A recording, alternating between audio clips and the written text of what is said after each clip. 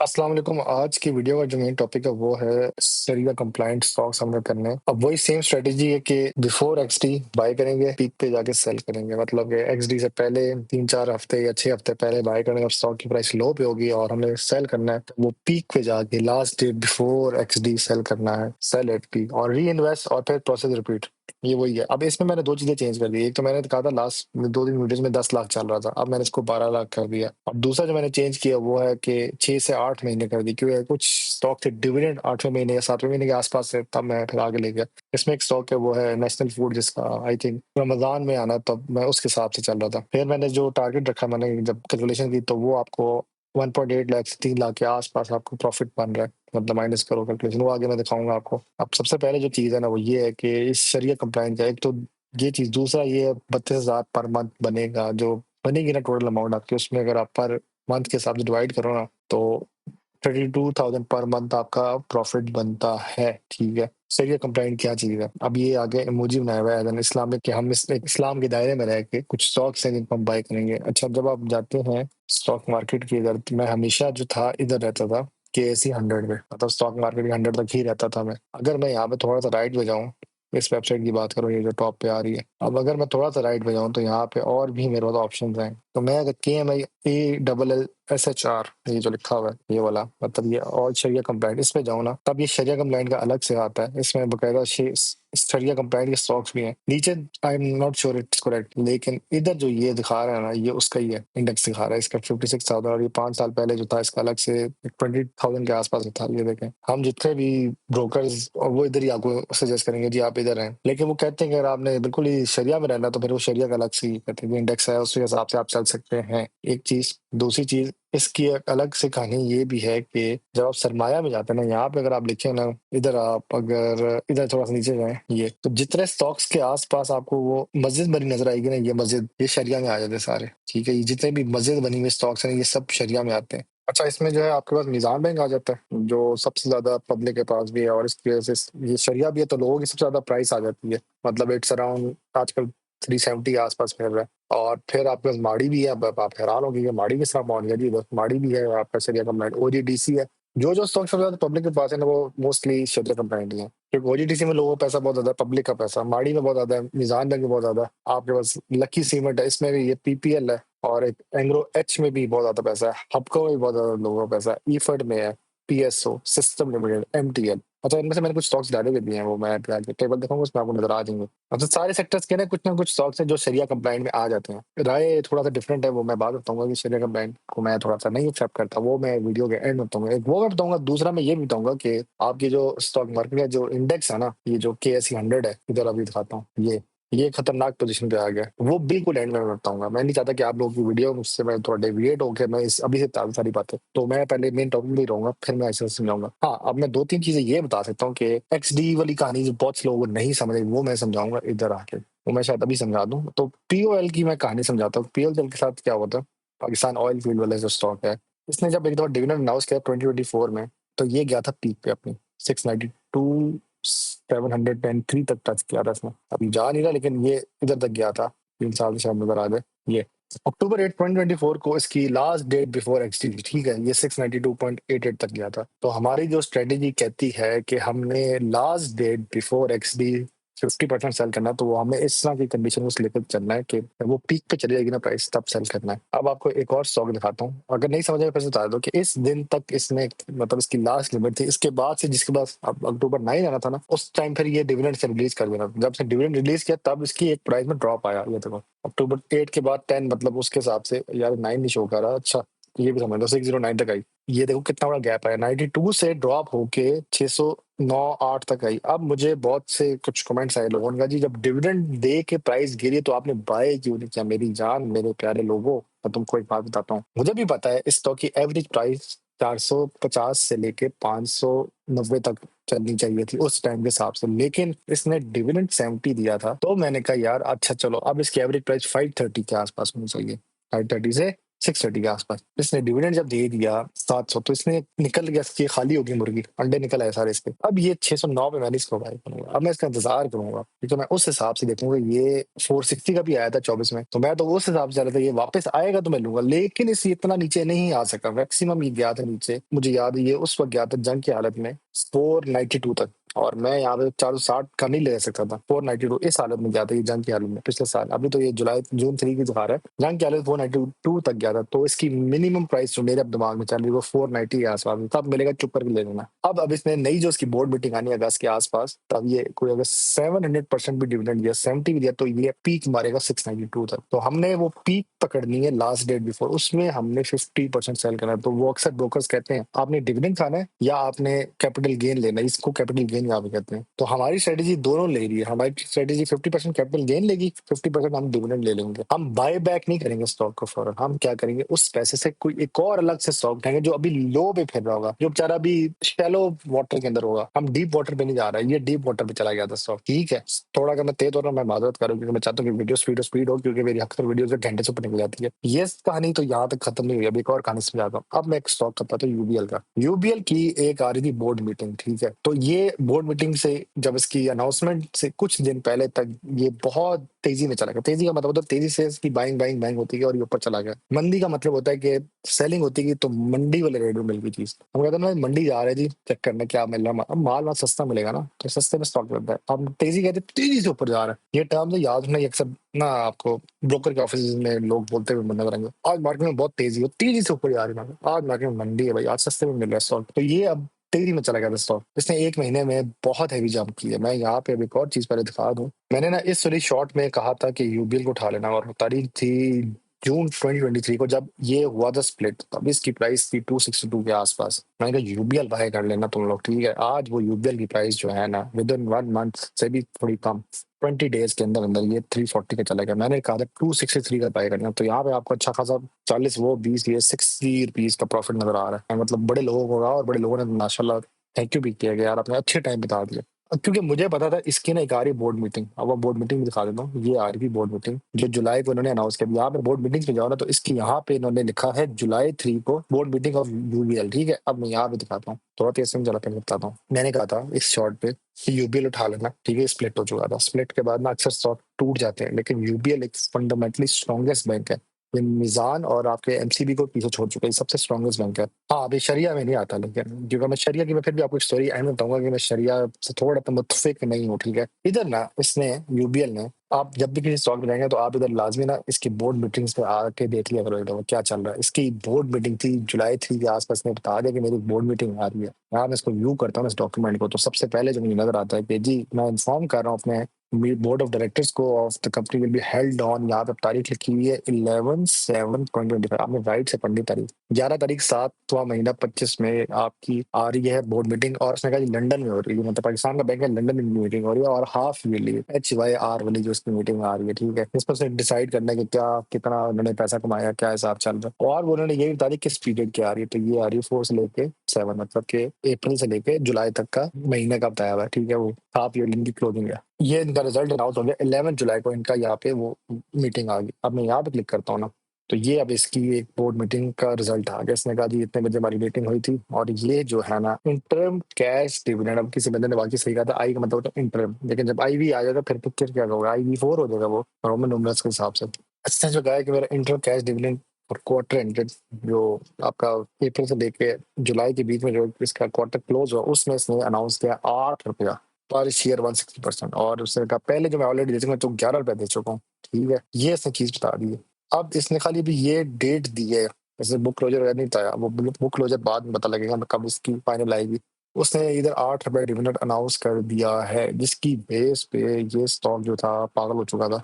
ये जब आखिरी तारीखों में ना ये शूट करता गया, ये देखे 8 जुलाई को ये, और 11 जुलाई तक। 8 जुलाई को उसकी प्राइस थी 330। अब यहाँ पे लोग डर रहे थे 9 जुलाई को शायद ये ना उठे, कैंसिल किया, लोग सेल करते गए। लेकिन कोई अंदर के लोगों को बता दे भाई इसने 8 रुपए डिविडेंड दिया। हम सब, मैं खुद 5 रुपए समझ रहा था, अंदर के लोगों को पता होता कि ये 8 रुपए देगा। रिपोर्ट लीक हुई यहाँ से, ये 333 से लेके क्लोज हुआ 341 पे।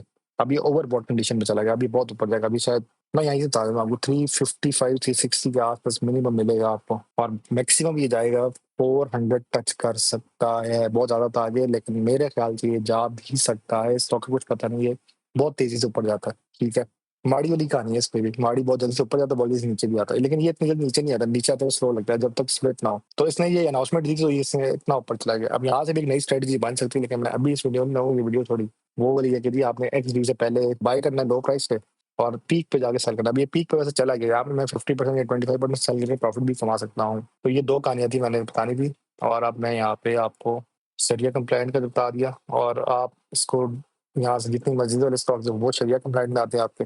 ATRL भी मतलब आपका ये उसमें आ जाता है शरिया कंप्लाइंट में।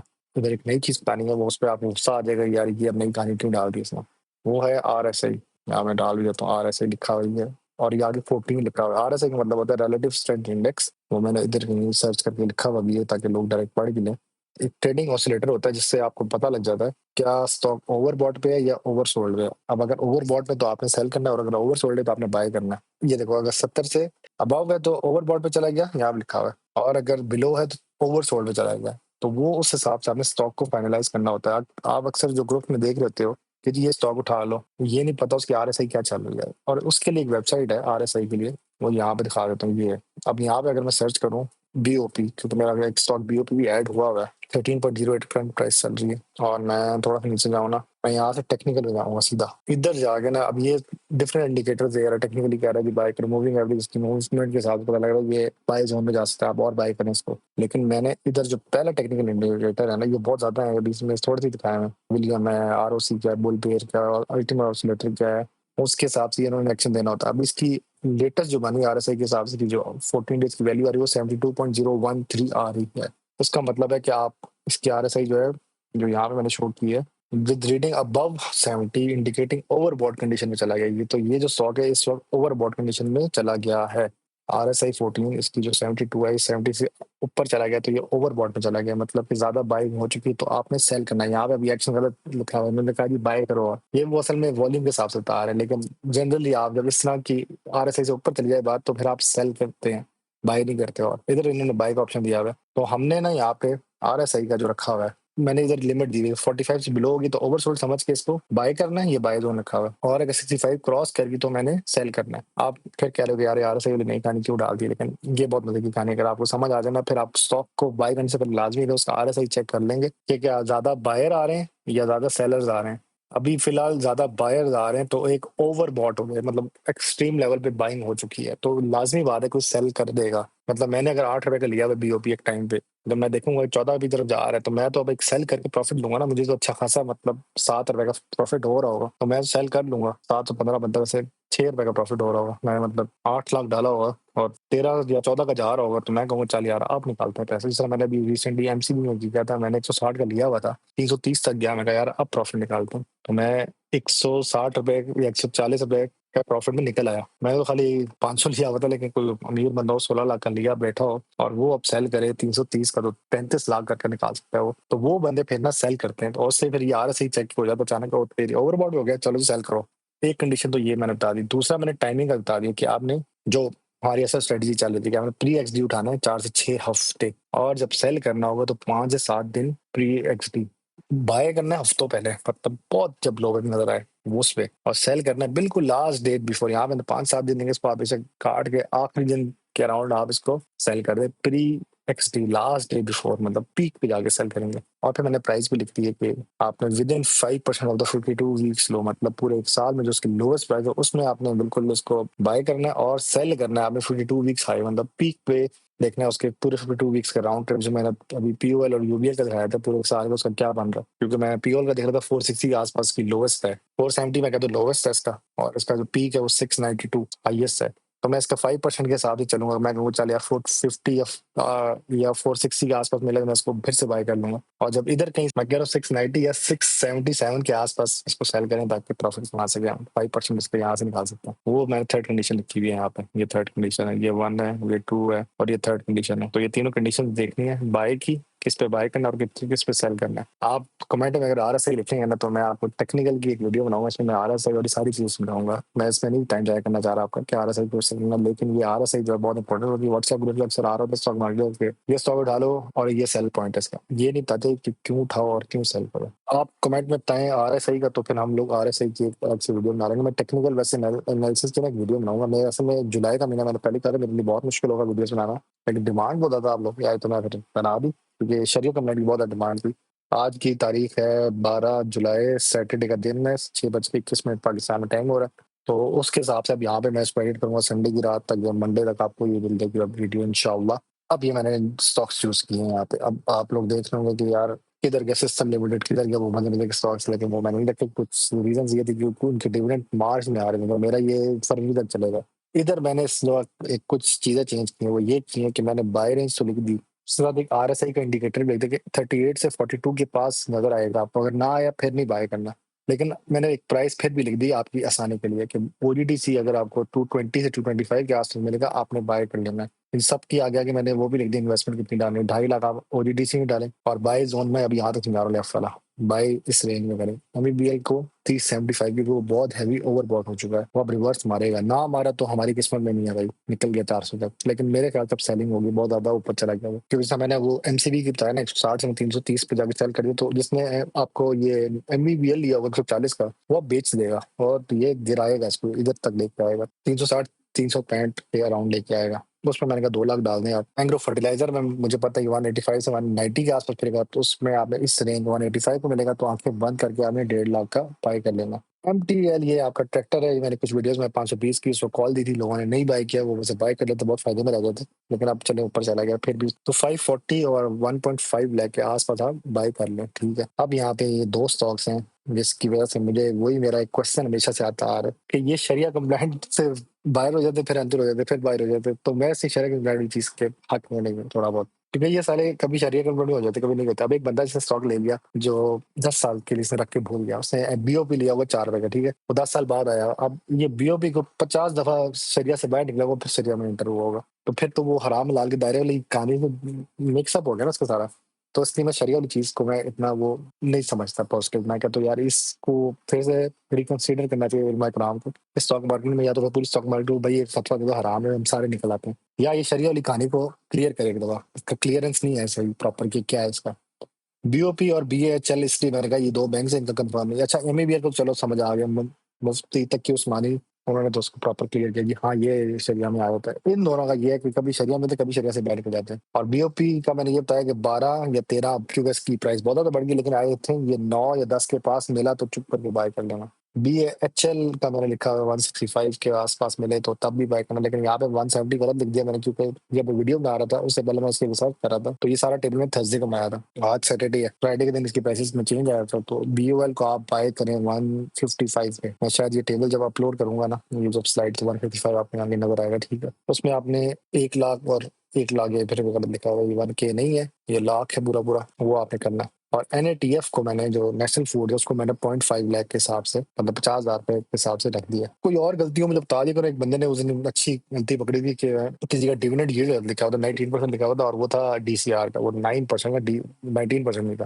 तो ये डिविडेंड यील्ड यहाँ पे लिखी हुई है। अब सेल टारगेट के लिए मैंने यहाँ पे प्राइसेस दी थी, OGDC जब 240 से 45 के आसपास होगा तब आपने सेल करना 50%। Same goes with Mizan bank, वो 395 से 400, अगर तो क्या, अब मेरे ख्याल से नहीं जाने लगा, गया तो शायद सेल होना, अगर चला गया किसी बंदे कमेंट कर देना मुझे लाजमी। हाँ भाई साहब चला गया, आप तो क्या नहीं जाएगा, जा सकता है भाई, मैं इसके इतना खिलाफ नहीं हूँ, मेरे पास अपने खुद है नहीं, सीधी बात है, मेरे पास ये स्टॉक नहीं है, बाकी मेरे पास थे लेकिन ये नहीं है, कभी भी ये रहता है, अभी मेरे पास काफी स्टॉक्स रहते हैं, ऐसी बात नहीं। BOP मेरे पास आ गया, ये मैंने बाय कर लिया। NATF रहता है आपका, ये रहता है MEBL, ये मेरे हाथ नहीं लगा। और BAHL में थोड़ा कम ही लेता है क्योंकि डिविडेंड 2 दफा देता है साल में, बाकी बैंक 4 दफा देते हैं, ये सिर्फ 2 दफा देता है, तो MEBL मेरे हाथ ही नहीं लग सका, और मेरे पास पैसे की शॉर्टेज थी तो मैं नहीं बाय कर सका, मैं बाकी स्टॉक्स पे चला गया, मैं सारे पैसे में UBL में डाल दूंगी, पता से ऊपर जाएगा तो मेरा प्रॉफिट में निकल गया। ये इनकेस अगर चला गया तो आपने सेल करना है। RSI इस वक्त आपकी 65 प्लस होगी, तो आपने वो investing.com पे लाजमी चेक करना है, ठीक है। और इसके आगे मैंने एक्सीज भी लिखे हैं, ये एक रफ मैं बता रहा हूँ, ये चेंज हो सकते हैं। मुझे लोग अक्सर कहते हैं कि आपने एक्स-डी डेट वगैरह लिखी है। हाँ, मैं गलत लिख सकता हूँ यार, क्योंकि ये मैं पिछले साल और उससे पिछले साल के हिसाब से मैं रफ एस्टिमेट करता हूँ कि यार इसकी इस अमाउंट होगी, और इसके आगे मैंने कैटलिस्ट लिखा हुआ है कि इस बेस पे ये उठ रहा है। और अभी भी इसलिए उठ रहा है कि इस्लामिक बैंकिंग में सबसे नंबर 1 पे जा रहा था, टॉप पे होगा।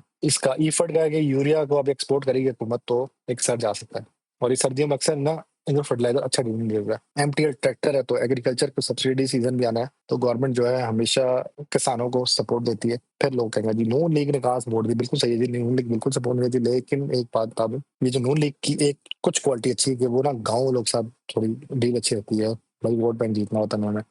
फिर आपके आ जाता है बैंक लबी, उसमें आपके रेट हाइक और ये बैंक प्राइवेटाइजेशन, इसका बीओपी का, दोनों का मैंने मतलब कुछ ना कुछ ढूंढा हुआ है। इसका जो है लिखा ना एनएटीएफ रमजान इन्वेंटरी बिल्डअप। अच्छा, अब मैं आपको एनएटीएफ पहले दिखा दूं ये है क्या बैंक। एनएटीएफ बैंक तो नहीं, मैंने मुंह से बोल दिया, अब आपको दिखा देता हूँ। इसको जब आप जाते हैं ना तो इधर ये इसके प्रोडक्ट्स लिखे हुए हैं। सरमाया में वैसे ना ज्यादा मजे की चीज लिखी होती है। आप जो है केचप भी डाल खाते हैं, ठीक है, आप मायो भी खाते हैं, आप ये कढ़ाई गोश्त भी खाएंगे, आप ये अचार भी खाएंगे, और आप ये चिली सॉस वगैरह ये सारे मसाले भी हैं, ये सी की प्रोडक्ट्स हैं, ठीक है। एक चीज, दूसरी मैं चीज यहाँ पे एक चीज दिखाने लगा, वो ये थी कि रमजान 2026 डेट कंफर्म करने वाला है, और वो आ रही है फरवरी के आसपास, ठीक है। तो फरवरी तक ना ये पीक पे जाएगा स्टॉक, तब आपने ना इसको सेल करना होगा। वो आगे टेबल में दिखाऊंगा अभी मैं, उसमें वैसे डेट नहीं लिखी, लेकिन फिर भी ये पीक पे जाएगा तब आपको सेल करना है। रमजान आपको स्टार्ट हो 17 फरवरी से, तो 20 के अराउंड जब पीक पे आपकी सेलिंग होगी ना, मतलब प्राइस पीक पे होगी, तब आपने सेल कर लेना है, क्योंकि उस वक्त ना ये जो स्टॉक है एनएटीएफ, उस वक्त ये बहुत ऊपर जाता है। फरवरी के आसपास ना इसकी प्राइस बहुत ऊपर आपको नजर आएगी,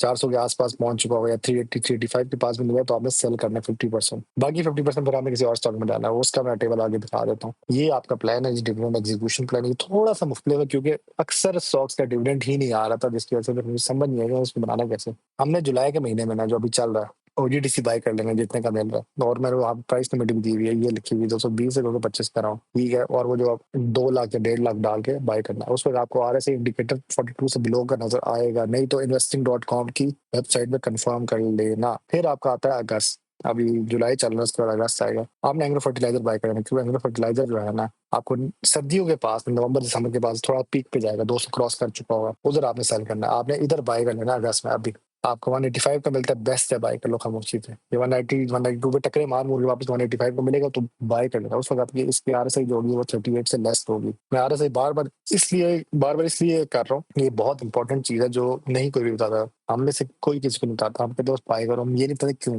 आरएसआई देखना लाजमी होता है, ये रिलेटिव इंडेक्स है दोनों बायर सेलर्स का, एक वॉल्यूम के हिसाब से एक इंडेक्स निकलता है कि बायर ज्यादा है कि सेलर ज्यादा है, ज्यादा बाइंग होगी या ज्यादा सेलिंग हो चुकी है, उसके हिसाब से आपने एक फैसला लेना होता है। ये फैसले के लिए मैंने आरएसआई इंडिकेटर डाला, बाकी 2 वीडियो में मैंने नहीं डाला, उसपे और चीजें बहुत समझा रहा था, तो मैं कहा यार वो डाल दूं, मिक्सअप हो जाएगा तुम सबका कौन सा। अब तुम लोग माशाल्लाह समझ आ गई काफी कहानी, तो फिर नई चीज है क्या पता उसके बाद एक और नई चीज आ जाएगा, कहो यार बंदा पागल है। नहीं, वो पागल की बात नहीं, वो तुम लोगों को हर चीज दिखा रहा हूँ कि किस तरह बाइंग सेलिंग करनी है। क्योंकि आजकल क्या हो रहा है, स्टॉक मार्केट बहुत ऊपर जा रही है, उस बहुत ऊपर पे जाने के लिए ना फिर वो ज्यादा बाइंग होगी, तो उसके एक ओवरसोल्ड कंडीशन से बचने के लिए, ओवरबॉट कंडीशन से बचने के लिए आपने अपना फैसला करना है। अब ये ओवरसोल्ड इस टाइम पे आ जाएगा, और ये ओवर बाय यहाँ पे मैंने ना इसका लिखा हुआ है कि ये ओवरसोल्ड में आ गया, लेस है और ज्यादा हो गया तो ओवर बाइंग हो गई है। तो यहाँ पे भी ओवर बाइंग इधर हो गई है, और लेस है तो ओवरसोल्ड में चली गई है। ये इस तरह याद रखना है। वो आरएसआई इंडिकेटर की जगह भी दिखा दी कहाँ से मिलेगी, और 2-3 और जगह भी हैं, खाली मैं तो एक आपको वेबसाइट की रेफरेंस दिया कि वहाँ से आप देख सकते हैं। अगस्त में हमने एग्रो फर्टिलाइजर बाय कर लिया, और जुलाई में हमने ये कर लिया। अच्छा, आपने सितंबर में ना सेल करना 50% ओजीडीसी, और आपको उस टाइम जो प्राइस मिल रही होगी 240 के आसपास आपका सेल होगा। उसका क्या करना है, अब ये पहला स्टॉक है जिसमें आपने इन्वेस्ट करना है, क्योंकि आपने ऑलरेडी अगस्त में बाय कर लिया ईफड, आपने वो री इन्वेस्ट करना है जो पैसा मिला आपको ईफड में। ये जब आप 50% सेल करेंगे उसके पैसे आपने ईफड में बाय कर लेना है, ठीक है। और जब आप सेल करेंगे ओजीडीसी को, तब आपकी आरएसआई जो है वो 65 से ज्यादा हो रही होगी। यहाँ पे आरएसआई की जो कंडीशन मैंने यहाँ बताई भी है, अगर आप इसको गौर से देखें ना, तो ओवरबॉट ये जो इधर शो हो रहा है ना, ये वाली चीज, कि वो एक पीक पे चला जाता है, उसके बाद अभी सेलिंग होगी, वो एक पीक टच कर गया अपनी, उसके बाद सेलिंग होती है, वो वापस आता है। तो ऑसिलेटर ठंडा होता है कि यार बहुत ज्यादा हो गया, अब ठंडे हो जाओ, जरा अपनी ओरिजिनल कंडीशन पे आ जाओ, तो उस हिसाब से हमने चलना है। अब इसके बाद आ जाएगा अक्टूबर। अक्टूबर में आपने बाय करना है निजाम बैंक, तब आपको वापस ये जब ऑसिलेटर उसका ठंडा हो जाएगा, आपको ये मिलेगा 360 365 के आसपास, तब आपने बाय करना है। अगर ये मैं फेल हो गया तो फिर मैं क्या, लेकिन मुझे लग रहा है ये मैं पास हो जाऊंगा सभी बात में, तो मेरी प्रिडिक्शन ठीक होगी, आपको 360 365 के आसपास मिलेगा, आपने मीजान बैंक बाय कर लेना है, ठीक है। और सेल आपने वापस किसी और वाले पे नहीं करना, क्योंकि आपने डैश डाला, इसका मतलब कुछ भी नहीं था, कोई आपका स्टॉक नहीं है। नवंबर के महीने में आपने सेल करना है 50%। अब आपके पास ईफट ऑलरेडी आ गया था यहाँ पे, और यहाँ पे आपने ये दोनों जो है इकट्ठे सेल करने हैं आपने नवंबर में आपने सेल करना है 50%। तब आपको जो ईफट की प्राइस पड़ेगी 205, आपने बाय करना 185 का और सेल करना है 205 का, तो ये बनेगा 20 रुपए का प्रॉफिट। तो 20 के अराउंड आपको, प्लस के अराउंड आपका सेल हो रहा था, और जो पैसे मिलेंगे उसका आपने बाय करना है MTL ट्रैक्टर, आपने बाय कर लेना है नवंबर में, ठीक है। जब आप सेल भी कर रहे होंगे ना, तब आपको ना ये MTL एक अच्छे रेट में मिल रहा होगा, आप उसको बाय कर लें। दिसंबर का महीना अब आ गया, दिसंबर में आपने 50% सेल कर देना है मिजान में, क्योंकि मिजान में का आपने ऊपर बाय किया हुआ अक्टूबर में, तो आपने 50% सेल कर देना, 395 तक पहुंच जाएगा। अक्टूबर में लो पे आ चुका होगा, क्योंकि उसको डिविडेंड रिलीज कर चुका होगा, फिर ये रीगेन करके पावर मैक्सिमम जब 395 तक कर जाएगा, तब आपने सेल करना 50%, और उसके जो पैसे मिलेंगे उस पे आपने बाय करना है BAHL। अब आप में से कोई एक बंदा अगले 2 महीनों में जो मेरी वीडियो देखेगा, वो एक दिसंबर के अराउंड चेक करे इस वीडियो को, और एक अक्टूबर के अराउंड चेक करे। अगर मेरे पास टाइम हो तो मैं लाजमी चेक करूंगा क्या मेरी ये प्रेडिक्शन ठीक हुई थी मिजान में की प्राइस दिसंबर में 395 होगी, और अक्टूबर में मेरी इस प्रेडिक्शन के हिसाब से 365 360 के पास मिलेगा आपको। तो ये आपने भी बताना, मैं भी चेक करूंगा कि मैं प्रिडिक्टिव एनालिसिस कर रहा हूँ कि शायद मैं गलत भी हो सकता हूँ, तो वो कंफर्म करना है। फिर आ जाएगा जनवरी का महीना, जनवरी में आपने करना है NATF, ये नेशनल फूड की कंपनी है, आपने बाय करना है, उस वक्त आपको 350 360 के पास मिलेगा। उस वक्त CRSI को भी ख्याल रखना है आपने, क्या चल रही होगी, ना हुआ तो फिर ना करें बाय, तो फिर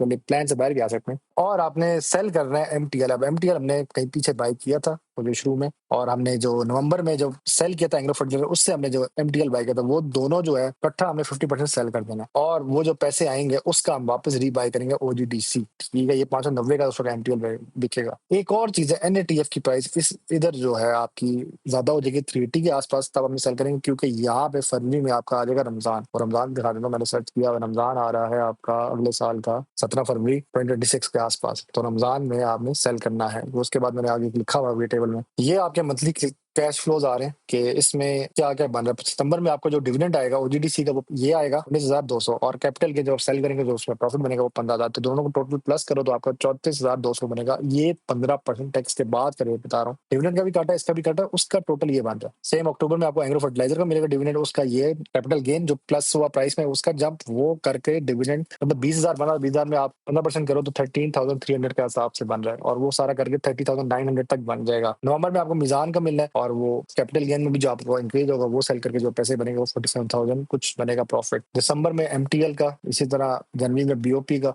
आई थिंक 1.5 है, और फरवरी में NATF, मैंने कहा था NATF फरवरी में आपने जो है ना सेल करना है, और उस हिसाब से फिर आपका जो कैपिटल गेन में इंक्रीज आएगा वो करके ये बनेगा। तो टोटल आपको जो मिलेगा ना इस सारे हिसाब में जो एक नेट प्रॉफिट, वो 26,415। पीक महीना जो आपको होगा वो होगा नवंबर का, वो नवंबर में ना मिजान बैंक का सबसे अच्छा डिविडेंड आपको मिलेगा, उस हिसाब से आप पीक पे जाएंगे नवंबर में। और जो सबसे लोएस्ट होगा वो आपका होगा फरवरी, जब NATF का छोटा सा डिविडेंड आपको मिलेगा। इसके बाद मैंने यहाँ पे एक चीज मैंने यहाँ पे मिस किया, डिविडेंड्स भी लिखे हुए, वो डिविडेंड्स हमारे वाली वेबसाइट में दे सकते हैं। असल में यार मैंने यहाँ पे RSI डाल दिया था, ये जो RSI वाली कहानी डाल दी थी, तो मेरा टेबल जो था ना बहुत अजीब सा हो रहा था। मैं यहाँ पे डिविडेंड ऐड करता ना तो ये बाहर हो जाता है इससे, इसलिए मैं डिविडेंड्स नहीं डाले, लेकिन मैं डिविडेंड यील्ड डाल दी थी, जो सब ये ना डिविडेंड यील्ड डाल दी थी, ये 6.4 5.9 ये सारे डाल दी थी। ये जो है ना प्रॉफिट समरी, ये बहुत इंपॉर्टेंट है। इसमें मैंने क्या किया कि अब 8 महीने के हिसाब से चल रहे हैं, और 12 लाख, मैंने कहा ना 8 महीना 12 लाख, ये दोनों डाला हुआ। जो डिविडेंड टोटल बनेंगे वो ये बनेंगे आपके मिला के 8 महीनों के हिसाब से, और जो कैपिटल गेन जो प्राइस लो पे उठा के हाई पे बेचने का वो ये बनेंगे। इन दोनों को जब हम प्लस करते हैं ना तब बनेगा 3,09,240, ठीक है। इसका जब हम टैक्स का निकालेंगे ना डायरेक्ट, वो ये बनेगा, ठीक है। अब इनका पर्सनल टैक्स निकाले ना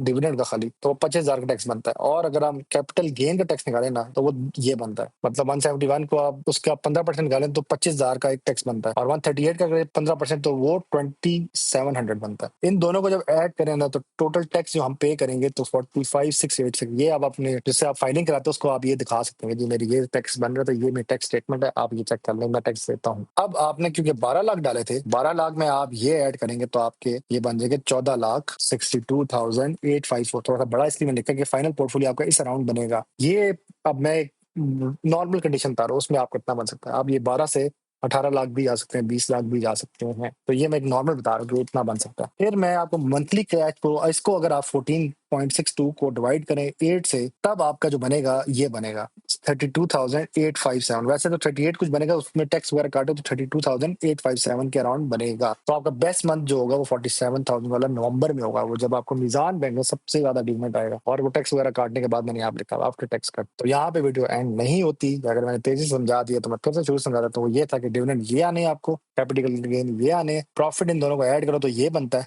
इसमें टैक्स 15% काटो, इसका 15% यहाँ लिखा हुआ ये वाला, इसका 15% ये लिखा हुआ 20,000, इन दोनों को ऐड करो तो 45,686, ठीक है, ये प्रॉपर टैक्स है। इसमें से अगर आप ये भी माइनस करो ना, मतलब 3,09,000 में से आप 45,000 माइनस करो तो आपको ये 26 के अराउंड कुछ बनती है अमाउंट, ये आप टैक्स निकाल चुके हो, ये आपको आपके बैंक अकाउंट में ट्रांसफर हो जाएंगे, मेरे बैंक अकाउंट में जो पैसे हैं वो ये आएंगे, ठीक है। तो इस मेन को मैं प्लस करूंगा, जो मेरी मेन 1.2 मिलियन की इन्वेस्टमेंट है, तो मेरा 14 लाख कुछ बनेगा। इस 14.62 में जब मैं 8 डिवाइड करता हूँ तब जाके मेरी ये बनती है 32,857, और मेरा बेस्ट मंथ जो है वो है नवंबर का, 47,000 उस तक मिलेगा वो, क्योंकि मुझे मिजान में का डिविडेंड मिलेगा, ठीक है। यहाँ पे वीडियो एंड नहीं होती, यहाँ पे मैंने एक चीज एक और डालनी है। हमने सबसे ज्यादा ख्याल क्या रखना है, वो ये रखना है कि बीओपी की कंप्लायंस का ख्याल रखना है, क्या वो शरिया में है कि नहीं। मैंने अभी शुरू में बताया था कि वो BAHL और BOP कंफर्म करें, क्योंकि हर दफा ये निकल जाता है, तो इसलिए मैं कह रहा हूँ कि मैं शरिया के हक में थोड़ा सा नहीं हूँ, शायद लोग मुझे पकड़ ले भाई तू क्या बात कर रहा है,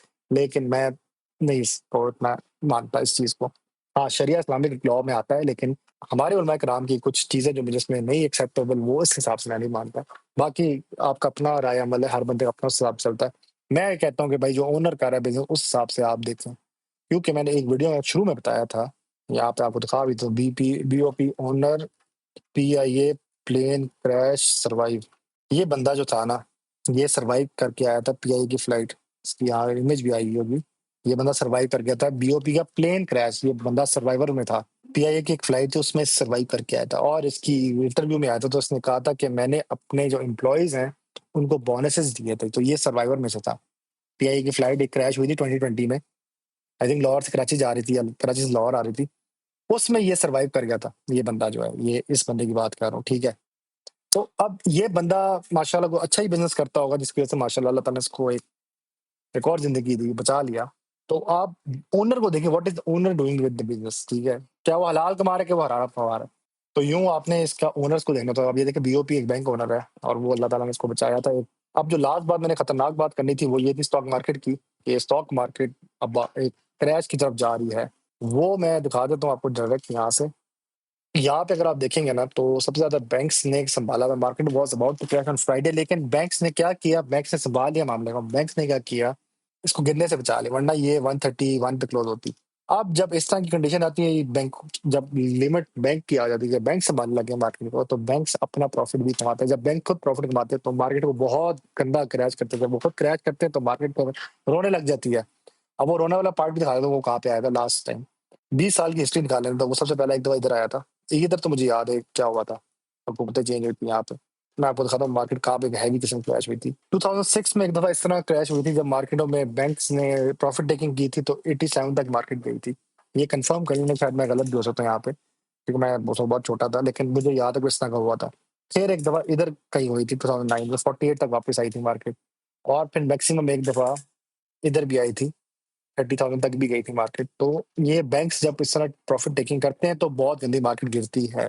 तो हमने क्या करना होता है कि थोड़ा बच के रहना होता है, जब मार्केट इस लेवल पे आ जाए कि बैंक्स के पास इन सब के स्टॉक्स आ गए, बैंक्स क्या करते हैं, अपने हाई रेट पे पब्लिक को माल पकड़ा देते हैं। अब उस माल बचने से, अब जैसे ये MEBL है, ये इस वक्त अपनी जिंदगी की हाईएस्ट प्राइस पे चला गया, तब आपने बाय नहीं करना होता है, तब आपने इसका इंतजार करना होता है, ये गिरेगा, क्योंकि वो ओवरबॉट कंडीशन में चला जाता है।